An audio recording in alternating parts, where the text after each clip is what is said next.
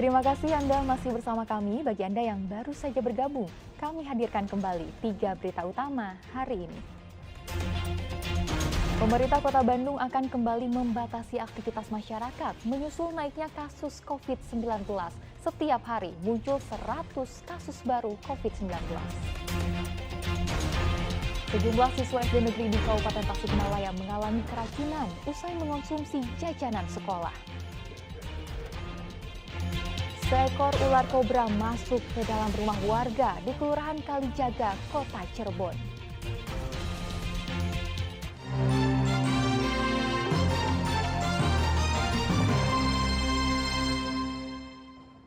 Kita ke informasi selanjutnya. Atap ruang kelas SD Negeri 2 Talagasari, Kecamatan Banjarwangi, Kabupaten Garut ambruk diterjang hujan deras. Murid-murid pun terpaksa menggunakan ruang kelas yang kondisinya memprihatinkan. Hujan deras di Garut Selatan berdampak pada ambruknya atap ruang kelas 3 SDN 2 Talagasari, Kecamatan Banjarwangi, Kabupaten Garut. Robohnya bangunan tidak menimbulkan korban jiwa. Sementara 2 ruang kelas lain telah dikosongkan pengurus sekolah karena kondisinya mengkhawatirkan. Pengurus sekolah telah melaporkan kondisinya kepada tim Dinas Pendidikan Kabupaten Garut untuk mendapatkan perbaikan. Untuk kegiatan pembelajaran, pengurus sekolah melakukan pergantian kelas, yaitu kelas 6 dengan kelas 1 dan kelas 3 dengan kelas 2. Ada pula satu kelas yang menumpang di SDN 4 karena sekolahnya berdekatan.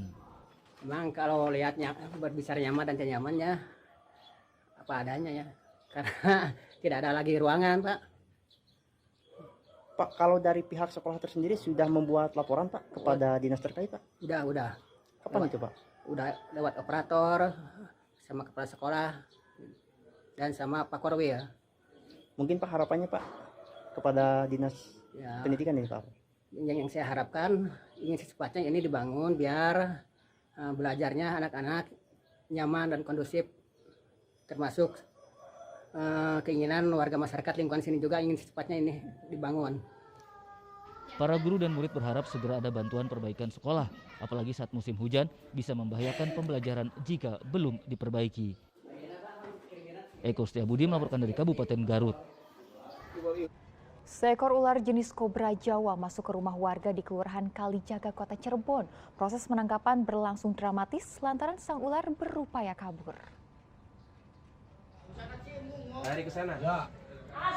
Petugas pemadam kebakaran yang menggunakan alat khusus berusaha menangkap seekor ular yang masuk ke rumah warga di Kota Cirebon pada Senin malam. Petugas yang mendapat laporan adanya ular berwarna hitam masuk ke dalam rumah langsung menelusuri sejumlah ruangan hingga akhirnya menemukan lokasi ular jenis kobra Jawa itu.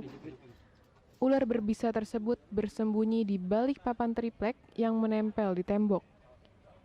Proses evakuasi ular sepanjang 80 cm itu berlangsung dramatis. Petugas yang hendak menangkap mendapat perlawanan dari sang ular. Ular itu akhirnya ditangkap saat mau bersembunyi di bawah lemari. Dalam rumah. Ini panjangnya berapa kira-kira, Pak? 60 ya? 60-80 sentian. 20 sentian.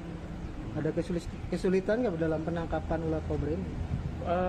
Tidak untuk pencarian dulu, karena lokasi itu kobra ini awalnya tidak tahu, tapi ya kelihatan kobra, ada hewan masuk rumah gitu ya. Baru dicari posisinya, ya ini ketemu di belakang. Dalam rumah itu, Pak ya? Ini termasuk hewan berbisa tinggi, Pak? Gimana, Pak? Hewan berbisa ya? Berbisa. Jenis ular apa tadi, Pak? Dari semburannya. Oh, dari semburan. Kobra Jawa. Kobra Jawa. Sang ular kemudian diamankan di Mako Pos Jaga Damkar Harja Mukti. Petugas akan berkoordinasi dengan BKSDA setempat untuk penanganan selanjutnya. Maruli Habibi melaporkan dari Kota Cirebon. Kopi ternyata tak hanya bisa diminum loh, tapi bisa juga dipelajari. Seperti Kopi Delima di Sukabumi ini, yang berbentuk aplikasi konten pendidikan inovatif berbasis digital, literasi, dan numerasi.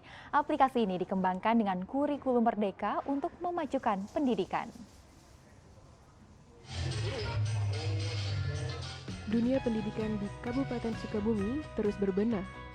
Kali ini diluncurkan aplikasi Kopi D5 atau konten pendidikan inovatif berbasis digital, literasi, dan numerasi. Sebelumnya, sudah dilakukan penelitian bersama para dosen Fakultas Keguruan dan Ilmu Pendidikan dengan menggunakan pendekatan metode ADI, yaitu Analisis, Design, Development, Implementation, dan Evaluation.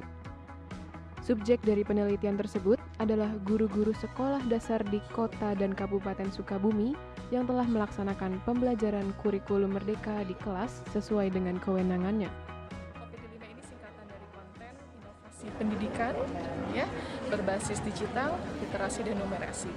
Di mana Kopi D5 ini layaknya seperti aplikasi, seperti sekarang sudah sangat marak, tetapi memang di bidang pendidikan yang di dalamnya terdapat modul ajar dalam kurikulum merdeka, kemudian ada modul project juga di dalam kurikulum merdeka yang bisa di-download oleh Bapak Ibu guru, digunakan dalam pembelajaran, serta video pembelajarannya.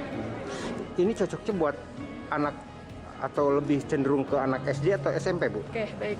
Untuk tahun pertama, karena ini tahun pertama, kita masih spesifik di sekolah dasar dan PAUD, gitu. Dan itu pun baru beberapa mata pelajaran untuk sekolah dasar dan di PAUD di semua konten materi.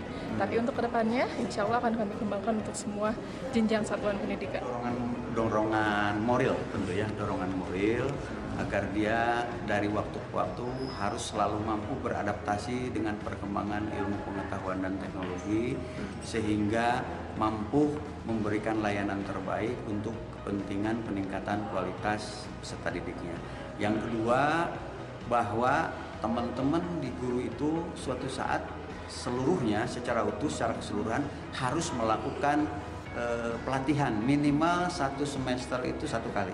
Jadi kalau 3.000 orang guru itu memang harus diatur agar mampu tersentuh oleh perkembangan ilmu pengetahuan dan teknologi yang kecepatan larinya begitu cepat dan harus berusaha untuk walaupun tidak mengejar dan berdampingan minimal mengikuti perkembangan tidak tertinggal. Aplikasi Kopi D5 diharapkan mendapat dukungan dari orang tua murid sehingga mutu pendidikan semakin terjamin. Asep Didi melaporkan dari Kota Sukabumi.